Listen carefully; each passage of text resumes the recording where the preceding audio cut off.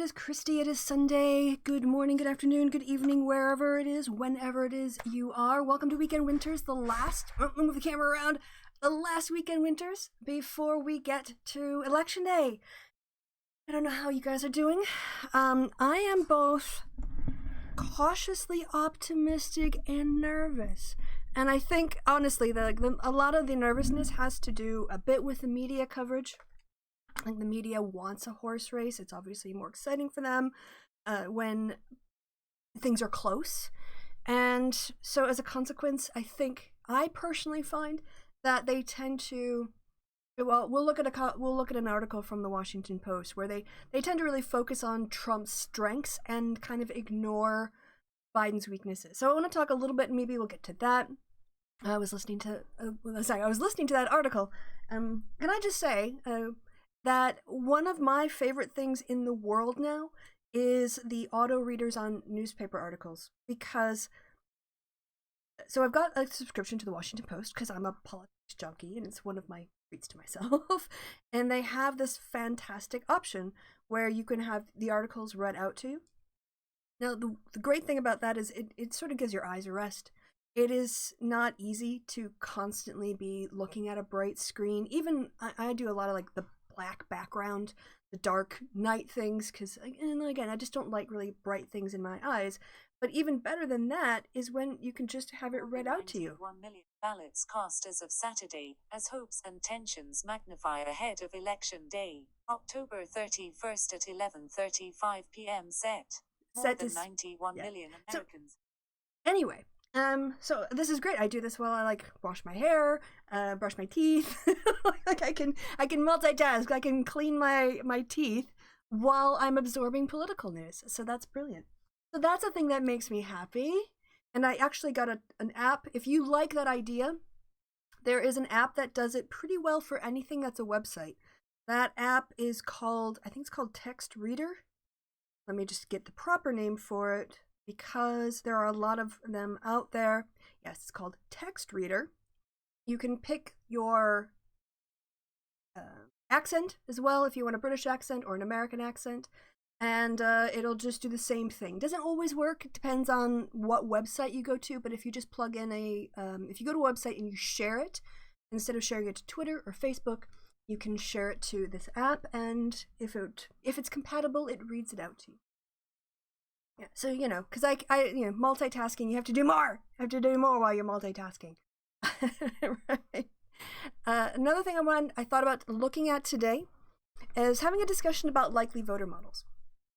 And the reason is that likely voter models are more art than science. That's not to say that there's nothing scientific about them, but there isn't a right or wrong way to figure out who is a likely voter. And as a consequence, this is probably, if you want to explain why the polls were off in 2016, an answer would be that the likely voter model was off and didn't account for the importance of education when predicting white non-college educated turnout. And I think in 2020, one of the things that I'm kind of got a question mark over is when we're looking at polling that is using a likely voter model, and yet we're seeing 20% of the people who are showing up at the polls early who did not vote in 2016 or are first-time voters, how does the likely voter model account for them, if at all? 20% is a lot. And if, 60% or 50 or 55% are breaking for Biden out of 20%, that's going to be a shift. So, I just want to say hi to people in the chat. So I'll go ahead and I'll change the screen here so I can see y'all. Y'all can see me. Evening, y'all. Hey, Lucky Wanderer, Sib Wolf, hello. City Life, good morning. Great to see the British government staying true to form and being crap, I'm sure. Yeah. It takes it does take a lot for an English voting population to turn against the Tories. I think English voters, not individuals, but as a collective, tend to skew more toward a right-wing party. And so the fact that they are, losing to Labour on this issue just shows how really bad they are. Like, really, really bad.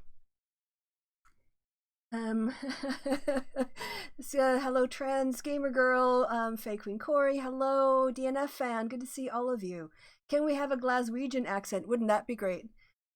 Morning, chatty people, an angry German accent? Rah, rah, rah, rah. You want everything to be said in the voice of GLaDOS? Okay. Nine, nine, nine. All right. So let's take a little look. Oh, first, my coffee. Got my mocha mug today. I've got, I'm going with sort of like, I don't know, eccentric middle-aged woman. I've got like my wrap here, and I've got my Betty Boop hair going on, and now I've got my mocha mug, which I absolutely love. I'll turn it around so the pretty part is facing you guys. That's the nicest part of it, so you can see artwork. And let's talk a bit about likely voter models. So generally, I'm feeling okay about where Biden is. I feel, well, let's put it this way. I feel better about voter models. Where I would rather be Biden than Trump at this point, because for all the anxiety, here's what I remember. I have to remind myself. One, Biden is leading in most of these polls. And all of these polls, actually. If you even in Florida where it's tight, the skew is toward Biden. That is a good indicator. You'd rather be ahead in the polls than behind. And yes, there is a margin of error. And you have what's the word I'm looking for? Like, you've got this range where, if you subtract the median, the midpoint estimate, margin of error, and you add your opponent's midpoint estimate margin of error, you have some crossover where it's a statistical tie, or at least there's a theoretical possibility for a statistical tie. However, if you're getting sort of like the skew in one direction in poll after poll, then that means I think you're more likely to, I haven't spoken a lot today, so words are hard. You're on better ground to say that the numbers you're picking up are reflected in the population. If it's a repeated sample and you're getting the same results again and again and again. So there's that. Also, the fact that we see a lot of people turning out in 2020 who didn't turn out in 2016. And I'm reminded of the fact that at least in the state of Wisconsin, Trump won Wisconsin with fewer votes than Romney got when Obama beat him in 2012. So Trump has got, yes, he was winning, but part of that winning was because of Republican voter suppression in Wisconsin, and also some voters not getting to the polls, just not turning out, or people just like not voting for either candidate, opting out of that part of the ticket. Trump relied on that to get him over the top. So I don't see how a high turnout really helps him. I think that, when you're sitting at 42%, you're sitting at 44% approval. Yeah, it depends on the state, and we'll look maybe at that Washington Post article in a second. But generally, a president's vote total will reflect his total in the population in terms of approval. And just how many more white, non-college educated people can he turn out? There's only so many of them, And then there's far more college-educated whites who are shifting away from him. There are suburban women who are shifting away from him. There are new voters who are shifting toward Biden. So, likely voters. Let's have a look at, Have a little look by a reputable polling organization, understanding Gallup's, in this case, likely voter procedures. And as I said, it's a bit more art than science. So, let's read what they have to say. Since 1950, Gallup has used likely voter models to identify the Americans who are most likely to vote in upcoming presidential elections. I feel sneeze coming up. And so if I sneeze in the middle of it, that's why. Can I just step out of the article and fight with this urge to sneeze? I was listening to the 538 podcast last night, and they were talking about a particular pollster, Trafalgar, it might have been, whose likely voter model throws out any voter who says they didn't vote in 2016. If you get a call from Trafalgar and you say, I already voted in 2020, but I didn't vote in 2016, they will throw you out as a respondent because you don't fit their likely voter model.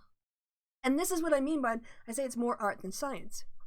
that a likely voter model just tries to predict who is a likely voter and then counts their vote and tries to dismiss, from the sampling estimates who they don't think is likely to vote. Hi, Rory Katz. All right. These procedures need to address the need to winnow down the National Adult or Registered Voter Survey to a subset of respondents who are most representative of the likely voter electorate. The closer we get to all registered voters, I think that again helps Biden. So again, it's just you're trying to predict when people have an opinion. Easy enough to call someone on the phone and say, who are you going to vote for? Or who would you vote for if the election were held today? That's what they usually. If the election were held today, who would you vote for? Are you planning on voting? Who do you plan to vote for? But that doesn't guarantee anyone's going to show up. And we've talked about this, I'm sure, on the show before. You can have all the best intentions in the world and set out the time, okay, I'm going to go at 5:30 and I'm going to cast my ballot and I've got some time here, in case it takes 2 hours, that's fine. And then you get a flat tire and you don't make it to the polls. Right? You had every intention. You had a plan. You were on your way. And then something happened. And therefore, pollsters try to account for people who have opinions but don't convert their opinions. So the question, I think, in 2020 is, how accurate are how accurate were the likely voter models in a turnout year which looks to exceed, what looks to be an historic turnout? Because at that point, you don't have your likely voter model is thrown out the window because you're always assuming that fewer people are going to vote than are eligible to vote. All right, so it's gonna change things possibly. Many more people will say they vote than actually do, so it's not sufficient to simply ask people whether they will vote. Gallup's likely voter procedures involve asking poll respondents a variety of questions about their interest in the upcoming election, their past voting behavior, and their intention to vote in the upcoming election. See the exact wording in the question wording section. Gallup analysts have developed and validated these questions over the years and have modified them as necessary to take into account new information and changes in the way in which the voting process takes place. Gallup gives respondents 1 point for each question they answer in a way consistent with voting. The scoring scheme is detailed in the subsequent paragraphs, resulting in an overall likelihood of voting scores ranging from 0 to 7. Gallup has then used various procedures to set the threshold for the pool of likely voters. The validity of setting a threshold based on a specific estimate turnout among the voting age population, or voter-eligible population, is less clear than it was in the past, particularly given real-world changes in voting, such as early voting and decreases in survey participation rates. For the 2008 and 2012 elections, Gallup considered respondents with the highest scores, 6 or 7, to be a likely voter. Let's have a look at the questions that they use to screen all adults or registered voters, even down to a likely voter model.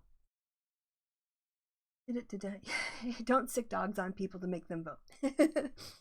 Gory cats. Questions Gallup uses in its presidential election likely voter model. I think I can actually make you guys slightly larger in terms of the... Oh, yeah, there you go. That's easier to read. Easier to see what you guys are saying. 1, I'm getting older, so it's easier on my eyes. And 2, you're just a little quarter of the screen, just itty bitty part of the screen. So I'll make you a bit bigger and find the edges of the there. Stretch you out a little bit, like a cat.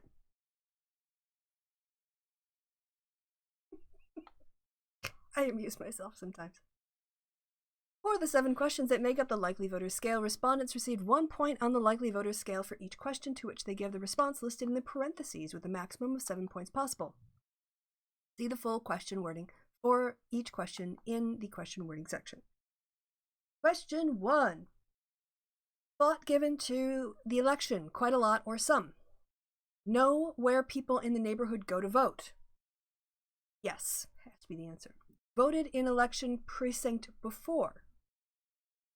How often voted? Always or nearly always? Yes.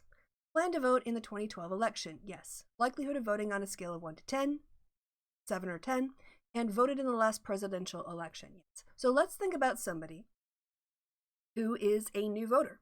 someone who's never voted before, and someone who is going to, so they didn't vote in the last election. They're a first-time voter. Okay, let's say they've given a lot of thought to the election. That's one point. Know where people in the neighborhood go to vote.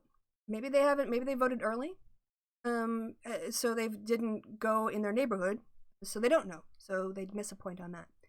Voted in the election precinct before. Nope. First time voting in that area, they miss a point on that. How often voted? Always, nearly always, first time voting. So they don't get a point on that. Plan to vote in the 2020 election. Yes, I don't know if Gallup has changed their questions, but I'm using this as an example. Okay, so they get a point on that.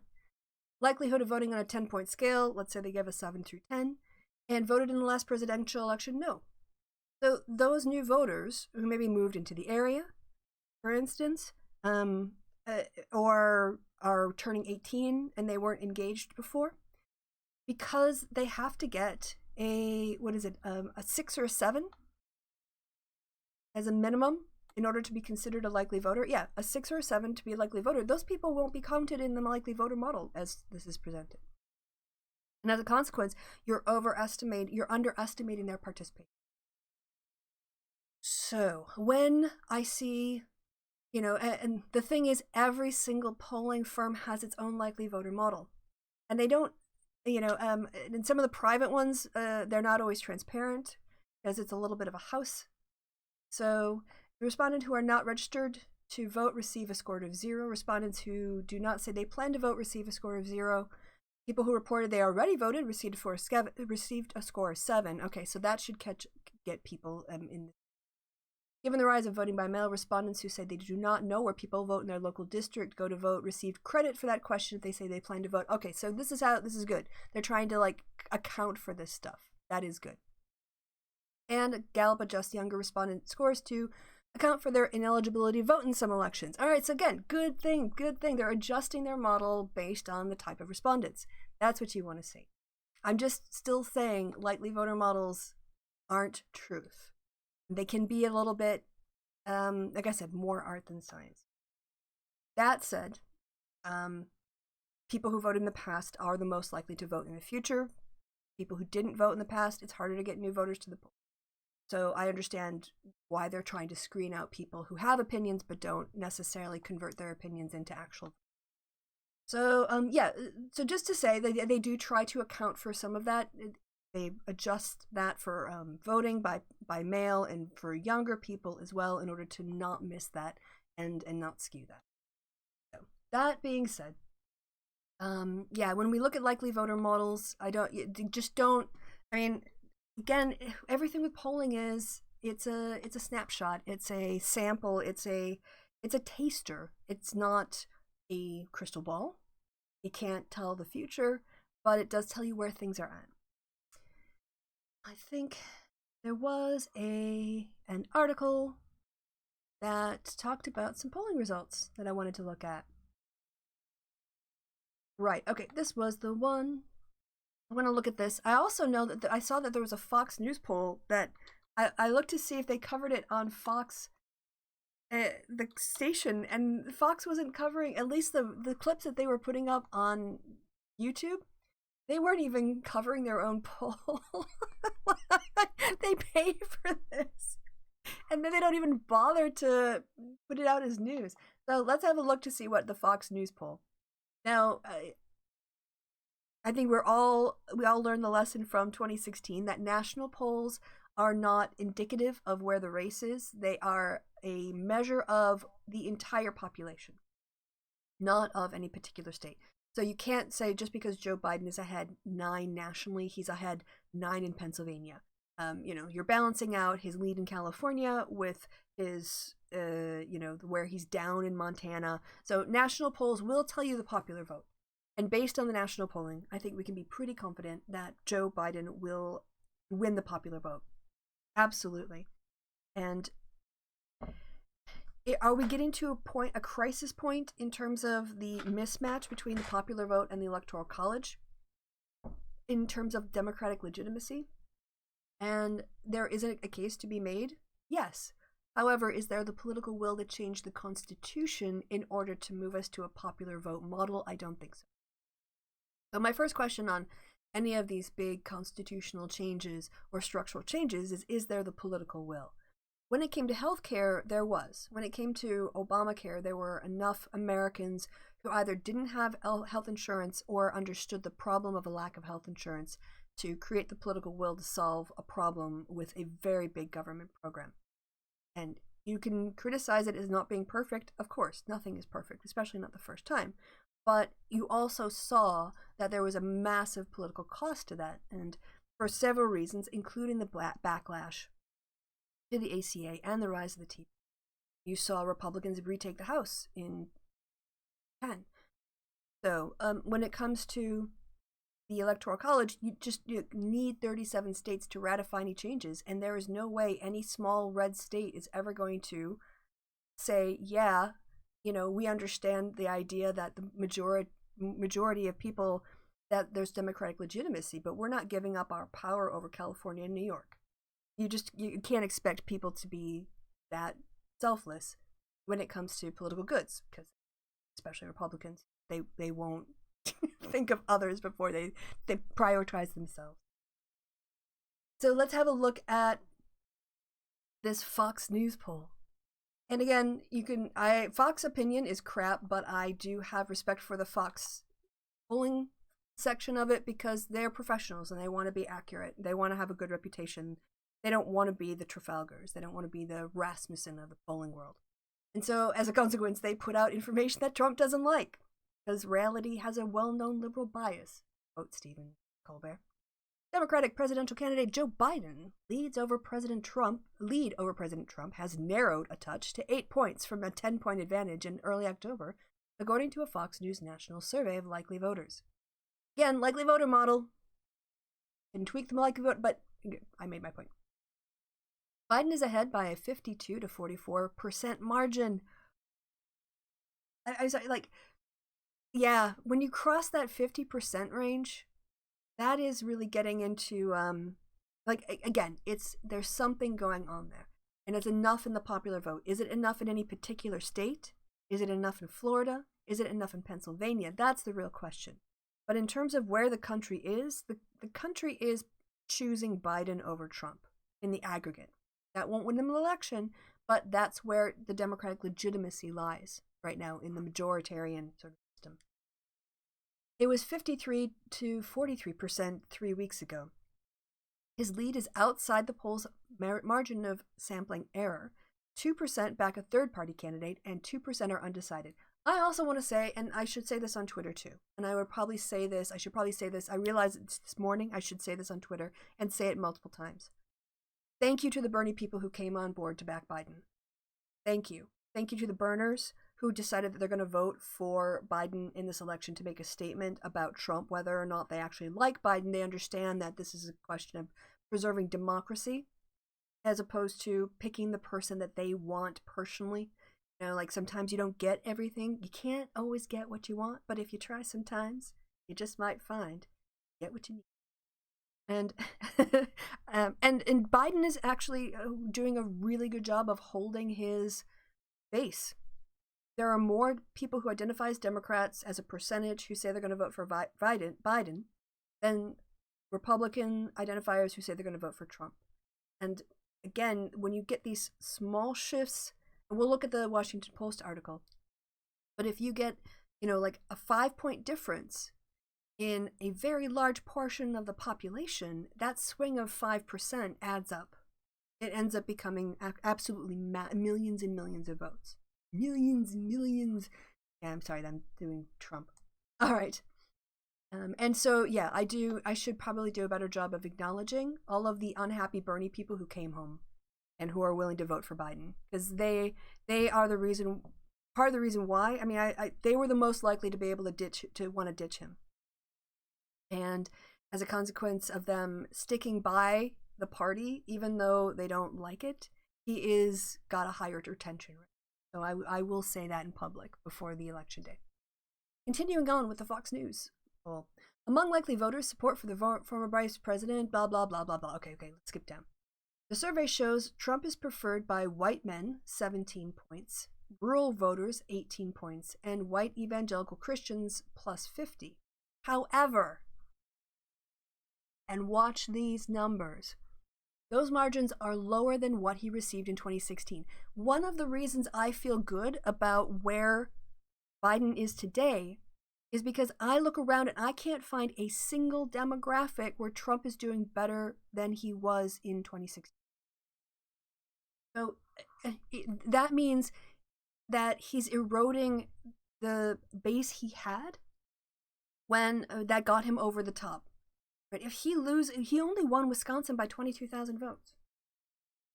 So, you can make that up in so many ways. One, you can have higher turnout in Milwaukee, which underperformed in terms of turnout when Clinton was on the ticket. You can have a bunch of white college-educated men in a state of, 3 million voters or 4 million voters. I should look and should know this, but I don't. Shift over. Just 2 or 3% margin might be enough to make up that 22,000. And then, of course, it's not only that, but he's losing those votes that he got last time. Or it might be first-time voters. Where is Trump up? Where has he actually improved with a group? Not seniors, not women, certainly not women of color, not white women. So, again, this is another reason I'm feeling kind of good about where we are. Getting back to this. Those margins are lower than what he received in 2016. According to the Pew Research Center validated voter data, he won white men by 30 points. He's lost 13 points amongst white men, and that's mostly amongst college-educated white men. That's a lot. Because that's 35% of the population right there. That's swinging away from him. Now, it will help if those people actually come out for Biden. To take a vote away from Trump and put it in the Biden column is the most powerful thing that you can do. But even if they go, I'm not going to vote for Trump this time around, that denies him a vote, doesn't give Biden any votes, but it makes it easier for him to get across the finish line. Rural voters, he won by 25 points. He's down 7 points among rural voters. Northern Wisconsin, Montana, Nebraska, all of these places. I mean, again, each state's going to vary a little bit. But if he is down with rural voters, where does he make that vote up? In the suburbs? I don't think so. In the urban areas? GTFO. And so even though the race is really close, I'm just looking at the data going, where is he going to get these votes? And in terms of white evangelicals, he's at 50% right now, but in the validated vote, he was at 61%. That's an 11% swing. And all they have to do is not vote for him. They can go and vote for every other Republican at the after president and be a registered, validated, returned Republican voter, and Trump isn't going to benefit from it. So again, that's my question coming into 2020, is where are these voters that are for Trump? Biden is the favorite among women, up by 17 points, suburban women plus 29, Hispanic voters plus 18, black voters plus 66, which is close to where Clinton was, and voters under the age of 30 plus 32. That is a mixed bag compared to Hillary Clinton's 2016 support. She won women by 15, so Biden is up within, up 2 in comparison. Suburban women by 11. Biden is winning suburban women by 29. Again, they don't, that is an intention to vote for Biden and not vote for Trump. And Clinton, so you see how these shifts, right? Voters under 30 by 30, he's currently winning them by 32, which just, again, kind of within there, the fudge. But black voters were 85 and Hispanic were 38 right now. So he's down with Hispanic voters. I think part of that can be explained by the Cuban, especially American vote in Florida. Nationally, I don't know. We should have a whole conversation at some point about the difficulty that pollsters have with surveying the Hispanic population, and also there are interviewer effects with black voters as well. But but let's just take this as read. With black voters by 85% or points and Hispanic by 38. Okay, so in his down 23, but with black voters and Hispanics by 20. That's possible. I've heard that there are rumors that sort of some black men are being pulled over toward Trump. I don't know if I actually buy this, but let's just take it as read. A 20-point, let's say, like a 19-point drop amongst Black voters is, in terms of the overall population, you have to look at, what is it, like 18% or something? So, of the total population. So if you swing suburban women, like 18 points, you're going to have a bigger population of that group relative to maybe the state that you're living in. So in Wisconsin, there is a sizable, I mean, it's not huge in all honesty, Black voter population, but there's a lot of suburban women. So a lot of this, again, depends on how each state is flavored.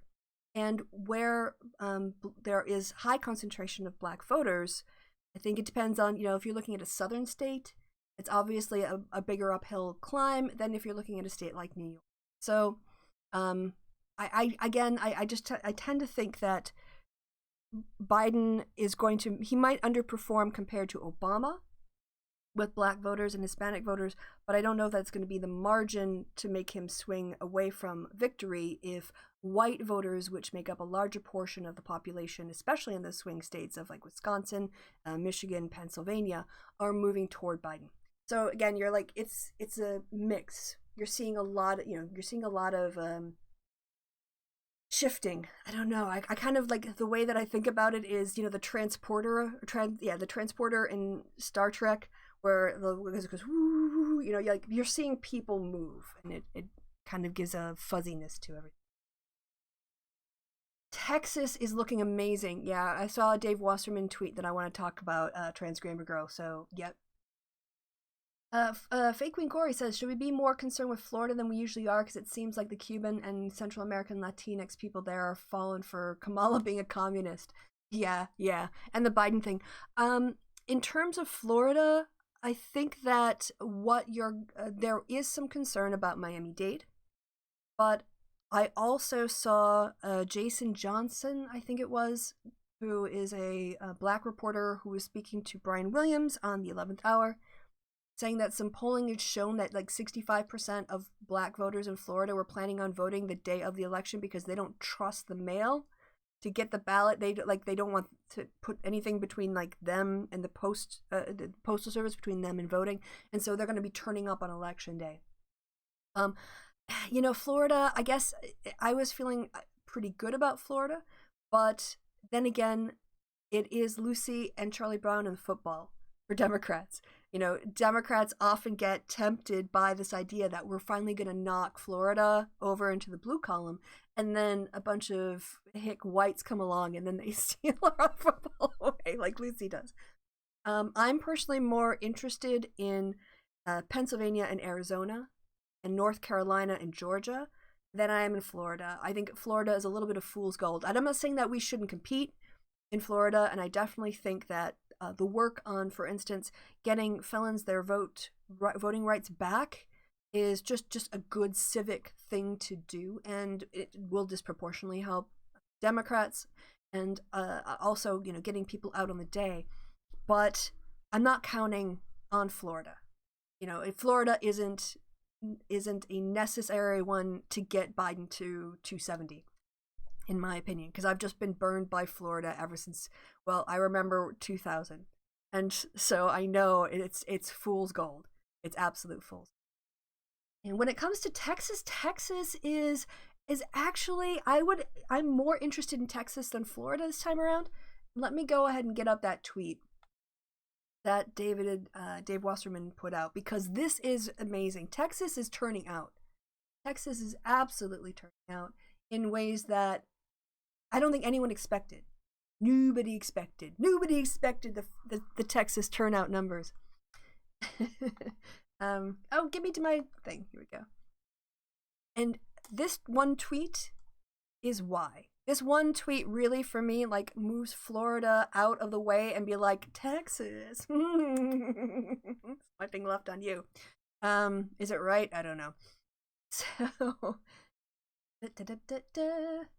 all right, there's, oh gosh, yes. Can we just pause for a moment? Remember our fruit face theory? Jordan Peterson, women make their lips red to show sexual arousal. and that a woman who wears lipstick in the workplace is basically saying, I'm sexually available and shouldn't complain if she's sexually harassed. Well, this is his daughter. Going out as a lobster.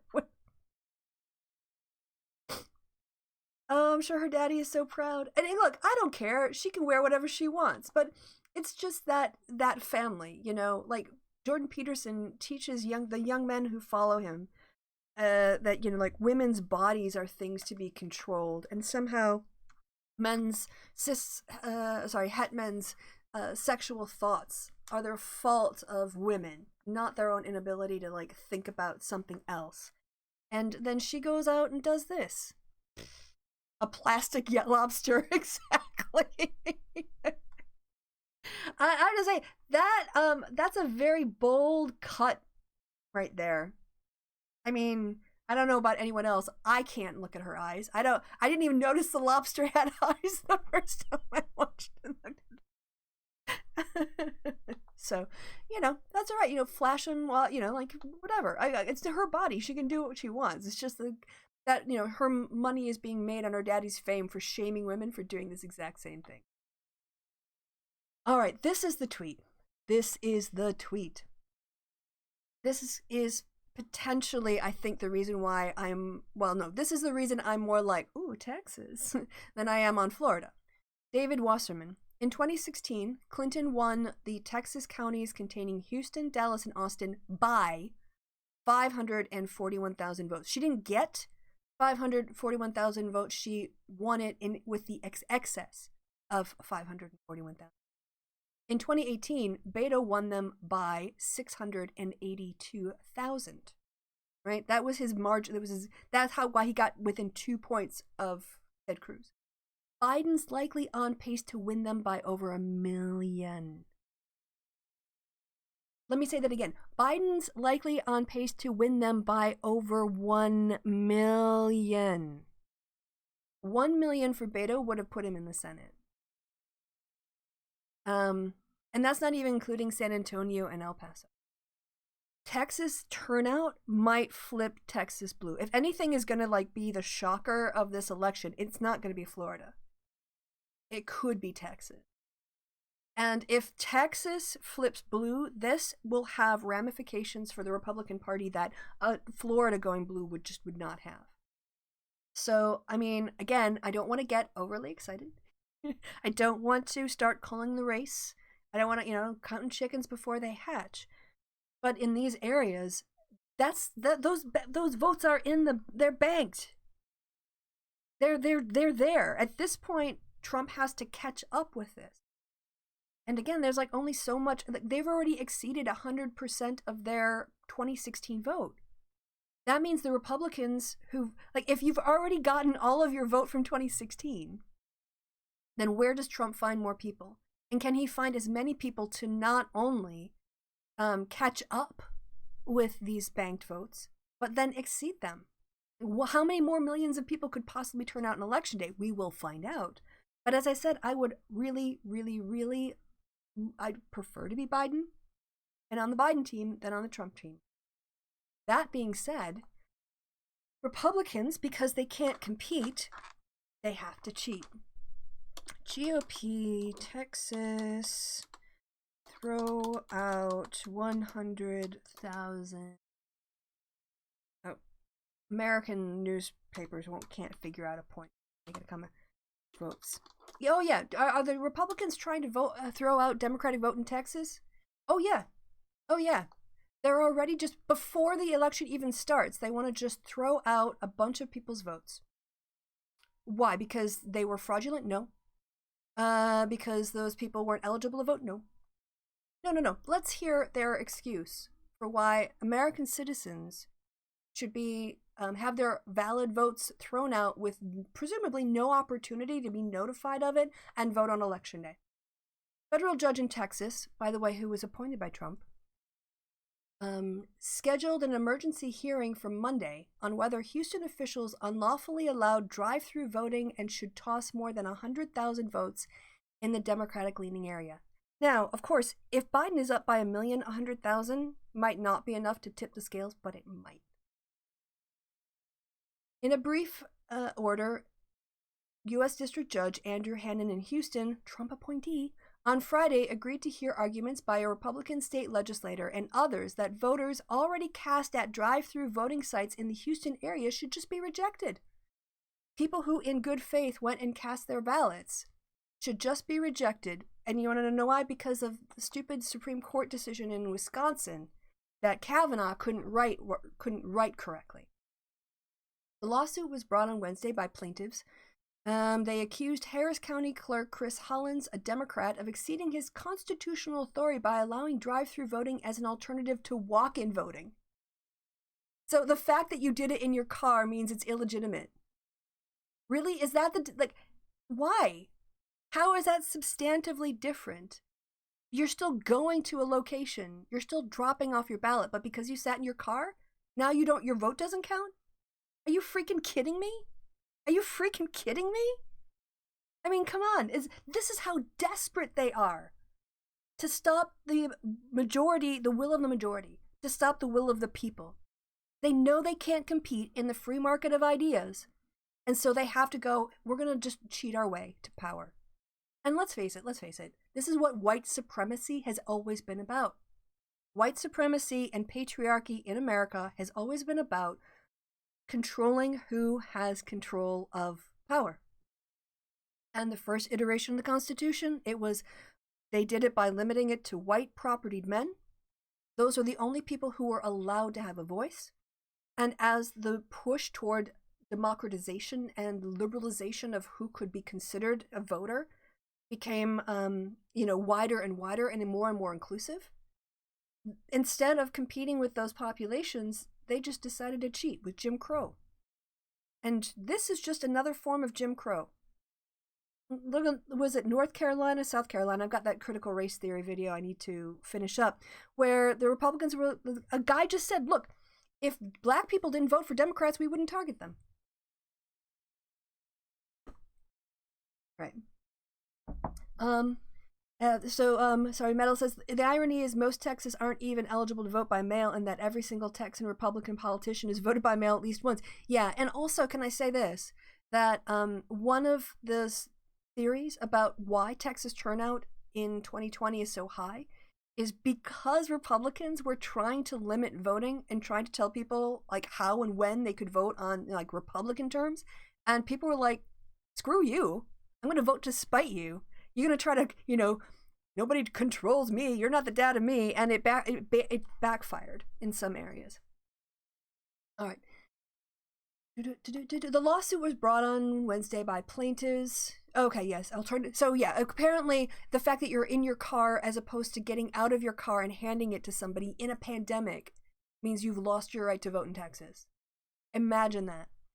Harris County, home to about 4.7 million people, is the third most populous county in the United States. It currently has 10 drive-through polling sites, which are available to all voters.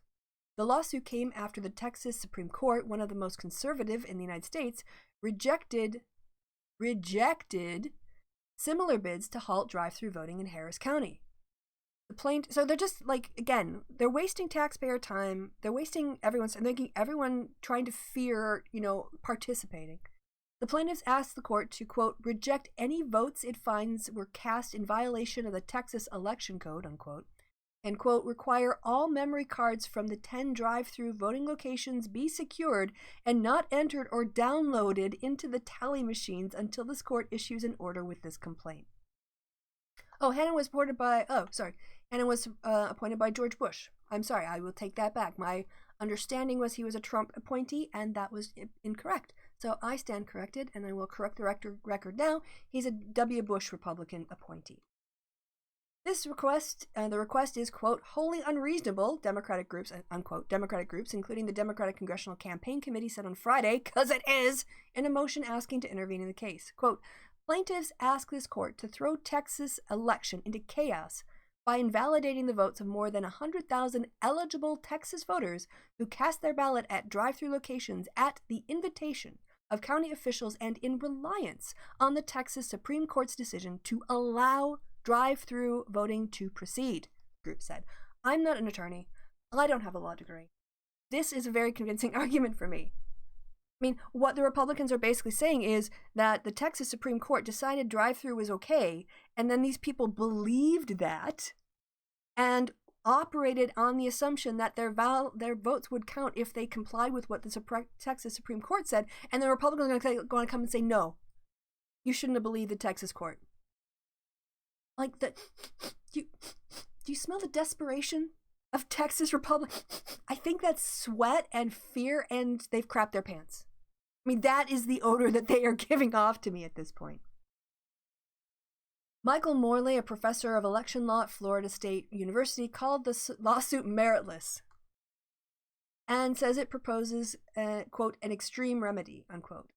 He says, I think the county has a strong legal basis under the state law for implementing these voting alternatives during a pandemic. Even if the court disagreed, however, a remedy would most likely be purely prospective, in other words, in the future. Like, okay, this election is already done. These votes are cast. These people have already voted. So we're going to talk about like prohibiting continued use of these mechanisms while it's still counting votes cast. So basically we'll say, well, look, we can't go back and invalidate all these votes that people did in good faith. There's no remedy on that. So what we'll do is we'll say, okay, the worst case scenario is you can't drive through on Monday. But I don't even know if Texas is still having early voting anymore. Texas, the second largest state, is traditionally Republican, but polls show Trump and Joe Biden close with more than 9 million ballots already cast, eclipsing the total turnout from 2016. So if Biden wins those areas and he's got an advantage of 1 million, again, where do these votes come from? So I think that's one of the things I will be looking at on election night is, how much vote is left out there. If you've got, let's say, 40% or 42% of your 2016 vote in, and we know in certain places, most places, that 2016 was a lower turnout election than, say, Obama was in 2008, then we can look at 2008 as like a min-max thing. Like, okay, 2016 is the minimum amount, but, how much vote theoretically is out there? How many more people could show up? And then you're thinking, okay, well, the people who show up on election day are 7 points more likely to vote for Trump on election day, or like 7% swing we expect, because people who vote for Biden are still going to vote on election day. It's not going to be 100% Republican. But Biden won the early vote by like 27 points. Okay, 60% left out, but only 7% advantage to Trump. Is that enough to counter this hypothetical 27-point advantage that Biden had with the 40% or 42% that already voted? And that's just a maths game, I don't want to speculate, but I would imagine that a 7% swing on 60% isn't going to make up the difference between a 27% advantage on 40%, but I'm not going to do the math in public because I don't play that game. So I'm not good at it. But that's going to be what I'm looking at. Is, there's not an infinite amount of vote in Texas. There's not an infinite number of voters in Wisconsin. And so at some point, Trump's maxed out. And the question is his max out number big enough to catch Biden, who has the advantage? Maybe in Florida, he is. In Texas? With these numbers? I don't know. Maybe we're going to see basically a 200% turnout from 2016, and they're just going to be like a rush to the polls. But you have to figure at 100% turnout from 2016, Trump's got a lot of his vote already in. There's not that much left out there in comparison. Unless you're going to get 200% turnout on 2016, which would be ridiculous. And it's not, I don't know if it's impossible. I don't know Texas that well. But this is why I'm feeling pretty good. Feeling pretty good about where Biden is generally. So what are you guys saying in the chat? Texas Republicans are probably scared that there are enough young Texas college students not in Texas during the voting period pissed enough to vote for Biden by mail. Yeah, and there's another thing too. It's not just young people, although young people are an important part of this base, is that there's a lot of in-migration from California, from Texas. So like the demographics of Texas are changing. The other thing that's going to be a big, big difference is that in areas that have high density Democratic-leaning voters, they actually made it easier to vote this time. They're having 24-hour voting drop-off in some of these places in Texas.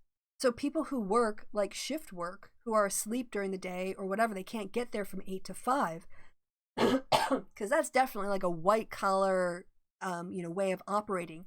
If 8 to 5 o'clock, Monday through Friday, well, there's some people who can't vote during that time. And by opening it up to 24-hour drive-through voting or drop-off voting, you're just making it easier for people to vote. And you know what? When you make it easier for people to vote, they vote. Texas is proof of that. So yeah, I am definitely I'm more interested in Texas. Pennsylvania still kind of scares me a little bit, but if he flips Texas, it's done. So we will see. We will see. All right. Now we talked about likely voter models. I feel like we're going about an hour now. Yeah, getting in about an hour. So we got the David Wasserman tweet. We've got, the Washington Post. Let's just look a little bit at this. I think Biden is an edge in Pennsylvania, while candidates are roughly even in Florida. And I don't know who is this? Washington Post ABC News poll likely voters. So maybe we can figure out what their voter model looks like. Because again, we're seeing massive amounts of new voters. So let's take out this bit and just search on likely voter model. Likely voter model. What's your likely voter model? I was pretty, I think the Gallup one seemed reasonable to me. So, I don't see anything about their methodology. Yeah, methodology. That's 2020. Yep, all right, this will work. Let's see what they have to say. Coffee time. Yeah, it's precisely coffee time. I think I'm just gonna go like another 10 minutes because I've got D&D tonight. While I'm thinking about it, what am I gonna talk about after the election, y'all? I had some thoughts on that. I started a book club on the social construction of reality, and I started it when I was on holiday, and I did like the first chapter, and then I went back to work, and I had a lot of writing to do. Long story short, too late. I stopped. I still read like the next chapter and I have notes on it, but I haven't had the will to get on camera and talk about it. So I'm thinking that as we move forward post-election, obviously there'll be a post-election analysis depending on when the results come in, and I'll still talk about politics. But I think one thing I might start doing is every Sunday I might do a little bit of the social construction of reality and get it done in little bits and pieces. Because trying to do it like a chapter at a time or a massive section at a time, it was not happening. And it is an interesting topic. I want to get through it. So since I already do a Sunday show and that gives me a structure and I only have to, so I think I'm going to try that after this. Right. Let's see about their methodology, probability samples, briefing papers, sampling design. Yeah, I'm sure all of that is standard. Sampling. Likely voter. I'm looking for the likely voter. Interviewing coverage, waiting. Response rates, going down everywhere we know. Pre-election, battleground, state polls. What? Tell me about your likely voter model. Let me find it. All right. Our practice for ABC News is develop a range of likely voter models. Oh, okay, so they work with multiple versions, employing elements such as self-reported voter registration, intention to vote, attention to the race, past voting, age, respondents' knowledge of their political polling places, and party identification. We evaluate the level of voter turnout produced by these models and diagnose differences across the models when they occur. This is what I say, like they're not transparent. Private companies don't like to explain their voter models. And it's kind of because I think it's a bit of a it's like their special sauce. Right? Likely voter models, how they develop them and what goes into them is kind of like a brand special sauce. And I think the idea is if we have the most accurate likely voter models and therefore our results, our predictions are good, we will get, industry famous for having a really good likely voter product.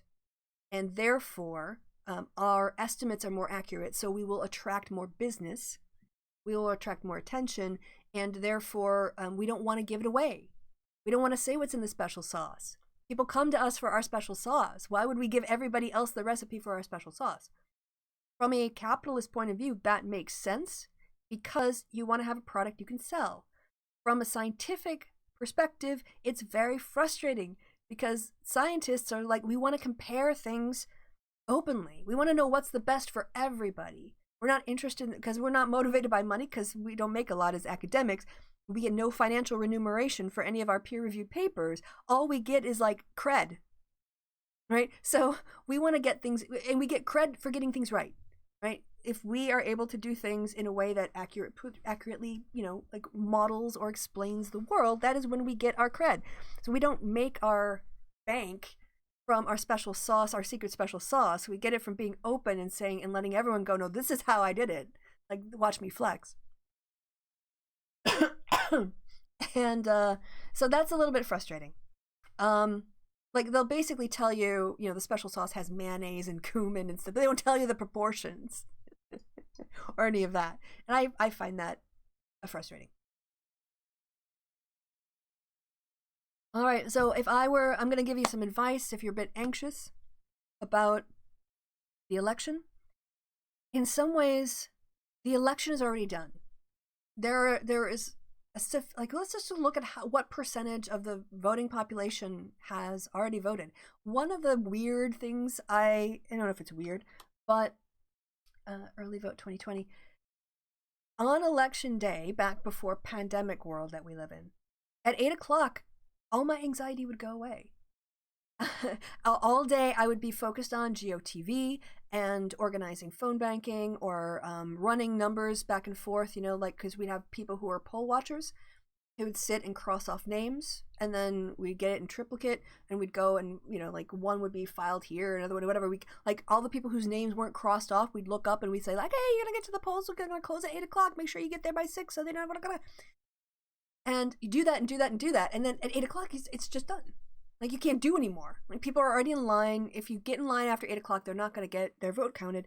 And even though I didn't know the results yet, sorry, glasses, you're pulling my hair. I just pull a hair out. Anyway, it was over. We just didn't know the results, but it was over. There was the race was, it was just a matter of calling what already existed. And in a lot of ways, even though I know there's going to be GOTV, we're going to get people out, a lot of that is already banked. A lot of people have already voted. And so, I feel good about, I think higher turnout helps Biden a lot. And so the more the vote goes up and up and up and up and up, the better I feel about things generally. All right, so we had what was the percentage of 2016 turnout? Yeah. 2/3. 66.8% of the votes cast are, we've cast 2/3 of the total number of votes cast in 2016.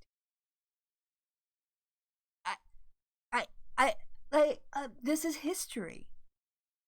This is history. I don't know how else to describe it. There's no precedent for this.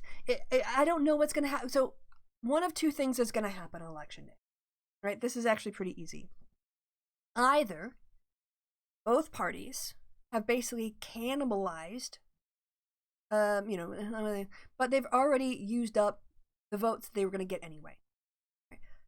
In this model, right, so this way of thinking about it, the 2020 vote is going to be almost identical to the 2016 vote, but 2/3 of it just voted early. Nothing else changed. You just got a bunch of people who would have shown up on election day to show up or post their ballots earlier. That's no. The other thing is that there is going to be a whole new bunch of same day voters who are going to far exceed this 33.2% or whatever it is. That's got to show up. Yeah, 32.2 I think percent. That's got to show up to make up the difference.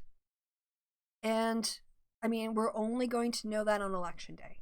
If people start showing up to the polls and there are lines, because of coronavirus and social distancing, as well as because there's just a lot more voters. I think, again, high turnout helps Biden because Biden is just winning with so many more demographics. And, we didn't talk about the retention. Okay. So, yeah, Texas at 107%. 107%. 107%. That is just mind-blowing. Mind-blowing, Texas. Florida's at 86%. Yeah, like where's Trump gonna get this massive swing if Biden has built up a lead in the early vote? Whereas if there's 107%, like where is Trump going to get enough to catch up with that million plus, numbers that he's seeing that out of Dem areas? Wisconsin's at 62%. What do you got? Pennsylvania. Okay, 34%. I'm actually pretty glad, to be honest, that Pennsylvania is only at like 40% because the mail-in stuff there is just dodgy AF, and I think the Republicans are going to have a much easier time messing with Pennsylvania than any other state coming up. Where else have we got important? North Carolina,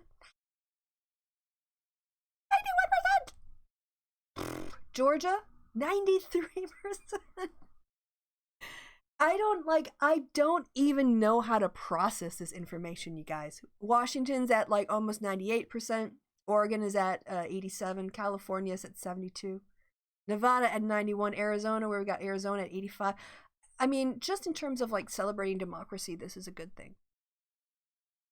It's embarrassing to be an American in a European university when they talk about turnout rates amongst developed countries, because our rates are terrible. We talked before about the difference between eligible adults and eligible voters and how sometimes it's overcounted. But let's have a look at the requested ballots, and I think this is have turned in. No, this is requested.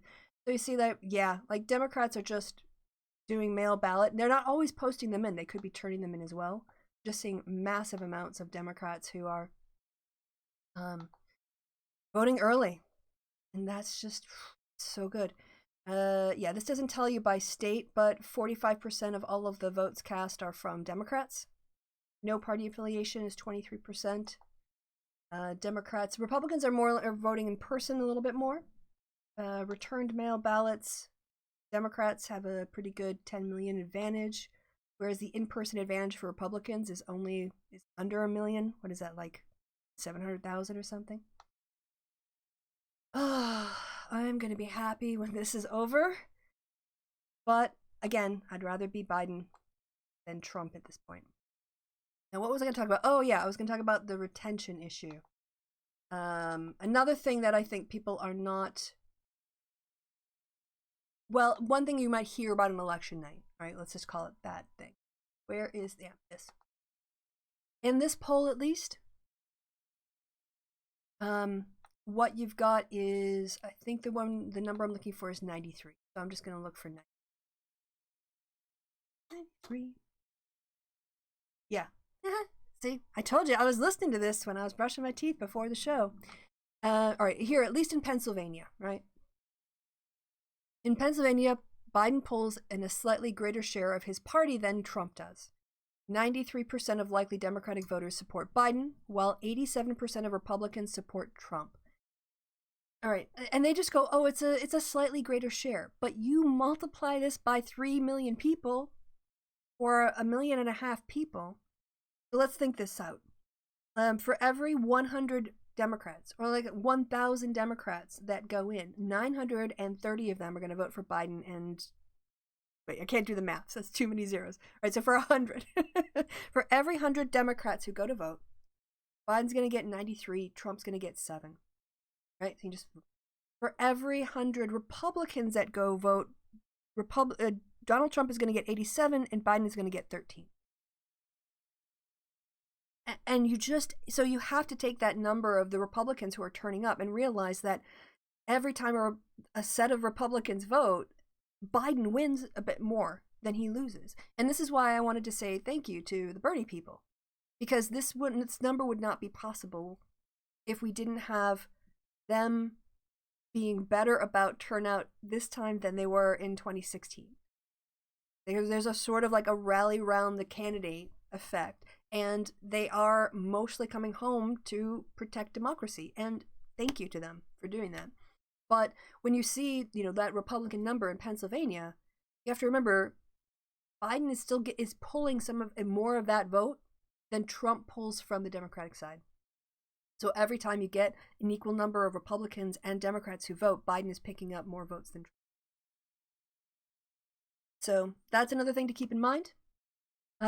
Looks like the U.S. is definitely riding with Biden. Yeah, that's why I'm just looking around trying to find a demo where he's doing better than he was last time. I guess you could say Biden is doing worse in some demos. But is that enough to actually make up for all the other places? Like, Trump being up with 10% among black voters. Well, 10% of 18% of the population has got to be countered against, an 18-point swing of suburban women. So it's a bigger, so I can see. But we're only going to know on the day. As a consequence, yeah, I think the next time we speak, hopefully we'll have an election result. And hopefully we'll have a new President-elect Biden. Oh, like the stress in my shoulders just goes down thinking about that. All right, so what do you guys in the chat got to say? And then I'm going to wrap it up. I got stuff to do today, and I did a show last night, and I've got a show later on today. So, yes. What do we got? America wakes from its dream / nightmare, possibly. Carpe diem, yep. Saw your post in the comment section of colon. Oh, there's conversation going on. All right. Still skeptical of all the tactics Republican pull, like gerrymandering, voter suppression, intimidation, winner takes all electorate. So, John, what I would say is the gerrymandering is more important on the congressional races. In the case of a state of the U.S. Senate and the presidential election, it is statewide totals. And as a consequence, at least for for House races, I think, let's just look at federal races. House races, Dems are looking to pick up seats. There is almost no universal where it's even plausible that Republicans would pick up the House in this election. Statewide elections are a completely different issue. You could have Biden win by a landslide in Wisconsin and Republicans still keep control of the state legislature because of the way they've gerrymandered it, right? But when it comes to a statewide total, you can't gerrymander that. So, voter suppression, yes, definitely. But in terms of the gerrymandering, yeah, and you raise a really good point about intimidation. We're already starting to see some stories about racist, white supremacist terrorists going and harassing people. We saw voters trying to just march their ways to go and vote, getting pepper gassed by the police. So, yeah, I'm hoping that it's going to go off without a hitch, and that also is another reason why I'm really happy people voted early and they didn't wait, so they couldn't be intimidated out of line, but we'll have to see. Yeah, Republicans can't play fair and win, so they cheat. Okay, well, I think I'm going to wrap it up then. I take it it's about 1 o'clock. Oh, 10 after even. Yeah. If you haven't voted, please go vote. If you have voted, contact somebody that you know and make sure they vote on election day for Biden. There's basically 2 people in Wisconsin I'm targeting. They're both members of my family, and I'm making sure, I want to see your picture on Insta after you go and vote with your I voted sticker or whatever else. Check in with them on election day. So do your, if you want to reduce your anxiety, that's a great way, is funnel it into doing some voter contact, check in with people, see if they've voted or if they're planning on voting. And, either if you're in person and you can go meet them and wait with them in line or whatever else, do whatever you have to bring one more person to the polls. And then if that person votes, go bring one more person to the poll. That's a really great way to deal with your anxiety. All right. So until next Sunday, when we have hopefully an election result and President-elect Biden, I've been Christy. Y'all been awesome. If you want to watch more of me and my my Dungeons and Dragons group, we're going to be gaming tonight at the usual time. And otherwise, goodbye, wherever it is, whenever it is you are. Be well, be happy, be safe, and keep voting. If don't vote more than once, but make sure you get out to vote or get somebody else out to vote. Okay. Bye.